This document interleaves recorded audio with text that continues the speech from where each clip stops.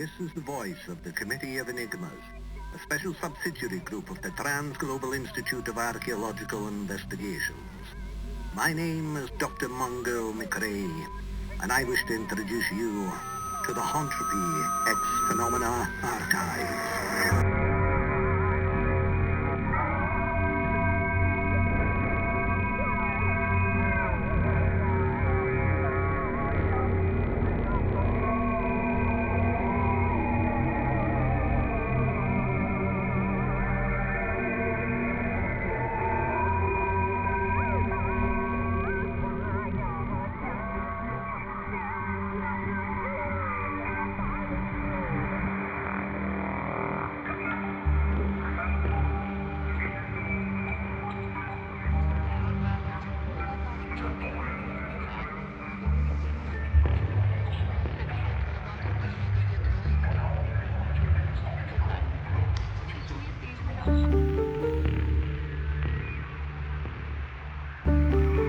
What drives us to explore these oddities that occupy the obscure peripheries of everyday life? What compels us to traverse the oblique horizons of scientific orthodoxy and the need to discover the hidden wonders of extreme phenomena? Are we driven by an erratic curiosity that requires more of the world than it can give? Or are we beguiled by a more distant vision of an untold dream? The inescapable compulsion To detach ourselves from the world as we know it, to be willfully misled by an errant passion for credos and themes of mysterious origin.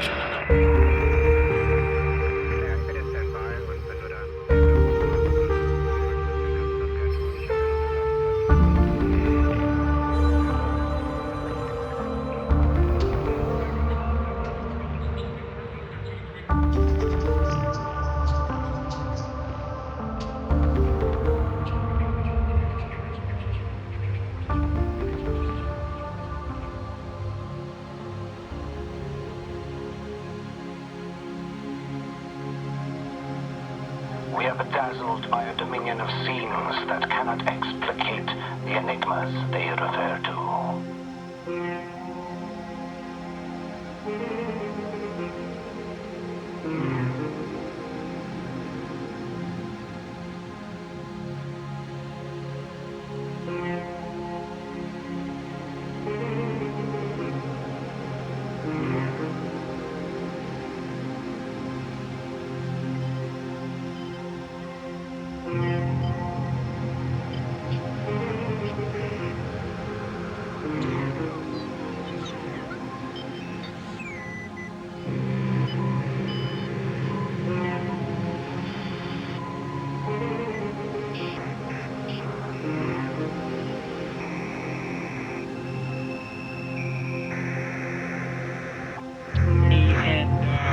Now follows a summary of recent dispatches from committee members in several locations across the globe. Listeners should consider the following accounts in relation to the recent consignments from Dr. Marian Taknassis that detail the destructive activities of a rogue entity called the Ghost Seer. We believe that the incidents reported in this edition of the broadcast may be connected in some way to the activities of the Ghost Seer in ways perhaps we may not. The bodily eradications of the Ashumi Light. Dr. Ling Chung Wang of the University of Urumqi in northwest China has continued his research on the existence of the Mongolian death worm without much progress. However, in the course of his activities, he has learned of another phenomenon which is referred to by the native peoples of the Bayan Ogli province as the Ashumi Light. The Ashumi Light, he writes, has been described as a small ball of condensed and wavering luminescence, fluctuating in size at around 1 meter in diameter. It is very faint and only slightly visible to the naked eye when observed in daylight. In darkness, it is said to mitigate the power of its glare to a point of incandescent blackness, which stands out obliquely against the dense transparencies of the nightly shades that characterize the nocturnal setting. The Oshumi light is said to glide around the remotest valleys and escarpments of the Tavan Bogot Mountains of Western Mongolia. It appears momentarily and proceeds to descend, whether by accident or design, upon unsuspecting travelers, foresters, hunters, and herdsmen, whereupon they are consumed and disintegrated by its translucent aurora. The parts of the body that come into contact with the Oshumi light are eradicated within a matter of seconds, as if immersed in a pool of acidic secretions that have turned into a potent gas. They are dissolved in a hiss of evaporated limbs and flesh, the dispersal of organs and skeletal infrastructure that invariably results in catastrophic injuries leading to certain death. Dr. Wang has interviewed several tribesmen of the Bayan Ogli province who have provided him with detailed accounts of this phenomenon, which has been corroborated to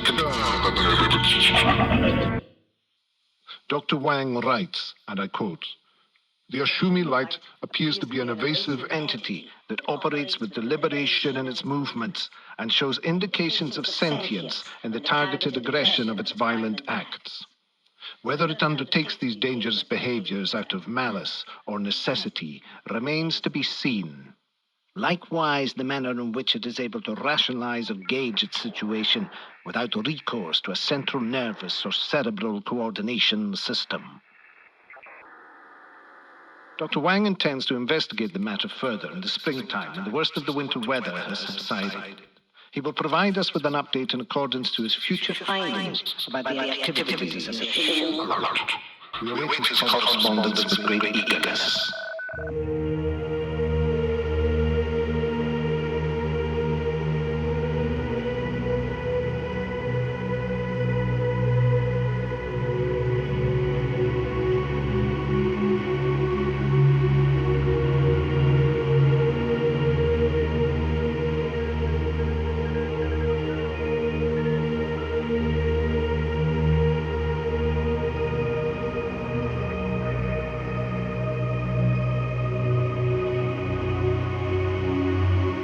Icelandic ancient predator. Farmers in Iceland have reported incidences of partially maimed carcasses of sheep and cattle in the Osterland region of the Icelandic mainland.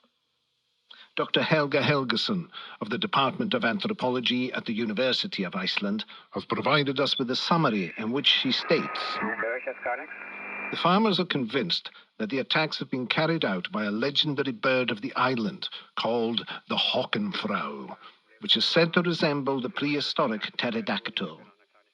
It has been described variously as having a reptilian countenance with a long, sharp beak, a bony crest, and leathery wings with long, sharp fingers. It is said to have much in common with alleged sightings of a similar creature in North America.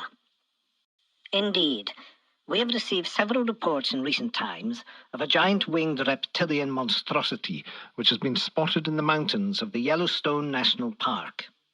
See, for example, the collected written testimonies of Dr. Tracy Horse, which has provided us with a potted history of sightings by Native Americans of a giant-winged creature of unusual appearance, which is said to have haunted the landscapes of Yellowstone Park for hundreds of years."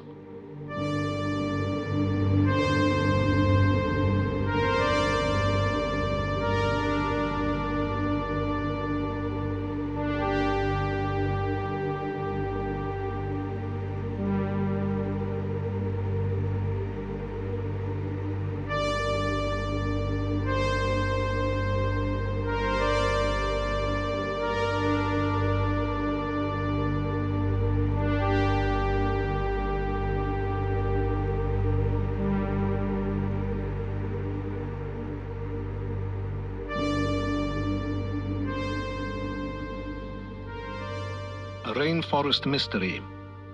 Members of the Baka people in Central Africa have spoken of a supernatural presence in the equatorial rainforests of the Dzanga-Thanga region. The accounts have been vague, but according to our representative in Western Africa, Dr. Kobe Yaboa of the University of Cape Coast in Ghana, some of the characteristics associated with the supposed presence are communicated as follows. The effects of the strange presence are such that victims are said to feel suddenly incapacitated by the pressures of an invisible force, as if cast in the grip of an extremely powerful electromagnetic field. Importantly, however, there is no obvious source for the force to emerge from, which tends to occur in areas where the electrical infrastructure is mostly lacking. Movements in the victims become sluggish and difficult. At the same time, the mind appears to be infiltrated by disruptive influences of delirium and panic, which eventually leads to uncontrollable temporary outbreaks of psychotic behavior.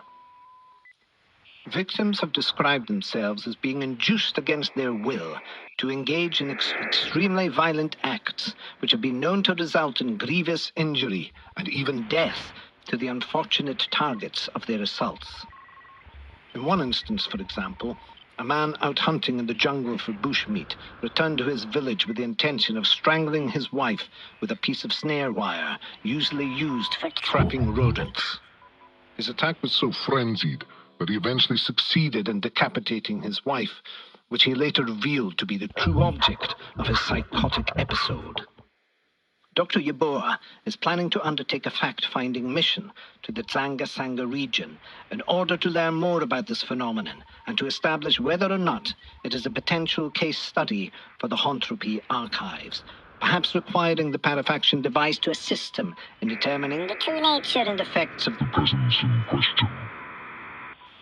It is unclear, he says, whether this presence is a coercive force of supernatural infiltration or delusion, such as a religious fervor or a demonic possession, or whether it is a progressive propagation of hallucinogenic chemicals from the local environment, ejaculation of spores from certain types of fungi, for example, which are known to cause unwitting psychological disorders in the affected nervous systems of those who inhale them.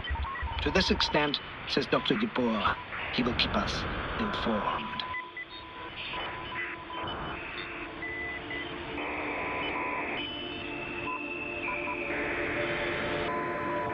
This broadcast must conclude immediately. I believe that we have frequency has been intercepted by third parties. Have been intercepted. The government